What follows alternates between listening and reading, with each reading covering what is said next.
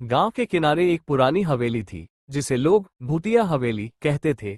कई साल पहले वहां एक अमीर जमींदार रहता था, जो बहुत ही निर्दयी था। कहते हैं कि उसने कई मजदूरों को उनके मेहनताने के बिना ही मौत के घाट उतार दिया था। एक दिन अचानक उसकी हवेली में आग लग गई और वो उसमें जलकर मर गया। तब से लोगों का मानना था कि उसकी आत्मा अभी भी हवेली में भटक रही है। गांव के लोग वहां जाने से डरते थे।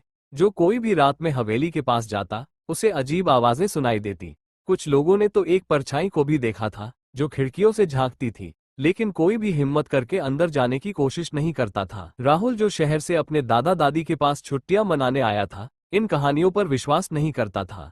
उसे लगता था कि ये सब सिर्फ लोगों की कल्पना है। एक दिन उसने अपने दोस्तों के साथ मिलकर हवेली को अंदर से देखने का फैसला किया। रात के ठीक 12 बजे राहुल और उसके 3 दोस्त टॉर्च लेकर हवेली की तरफ बढ़े।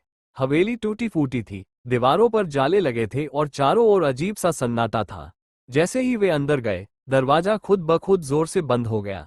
सबके रोंगटे खड़े हो गए। अंदर घुसते ही उन्हें एक ठंडी हवा का झोंका महसूस हुआ। टॉर्च की रोशनी में उन्होंने देखा कि फर्श पर पुराने खून के धब्बे थे।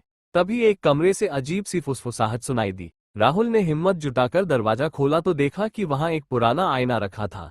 जैसे ही उन्होंने आईने में देखा, उसमें एक डरावनी परछाई झलकने लगी। अचानक हवेली में जोर से हंसी गूंज उठी। राहुल और उसके दोस्त घबरा गए। तभी एक धुंधली आकृति उनके सामने प्रकट हुई।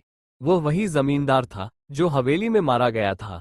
उसने क्रोधित स्वर में कहा, तुम्हें यहाँ नहीं आना चाहिए था। डर से कांपते हुए राहुल ने हिम्मत दिखाई और पूछा, तुम यहाँ क्यों भटक रहे हो?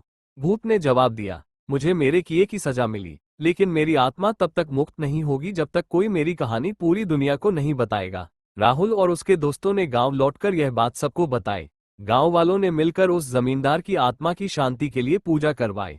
इसके बाद हवेली में कोई अजीब घटनाएं नहीं हुई।